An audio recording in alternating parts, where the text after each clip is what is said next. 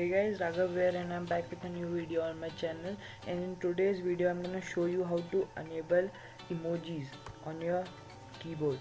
It's not possible with your hardware keyboard which you get with your laptops or PC, but there is a way from which you can enable emojis on your laptop or PC.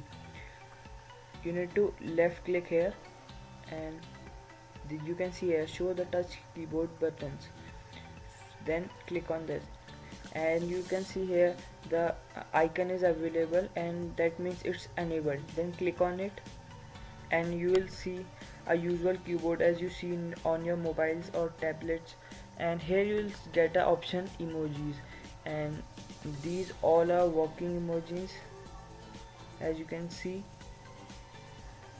and there are many options as you can, if you want to just move the keyboard aside you can do that, and you can also use means half keyboard this side, half keyboard that side, and you can even write with your keyboard using your mouse, and there are many options available in that.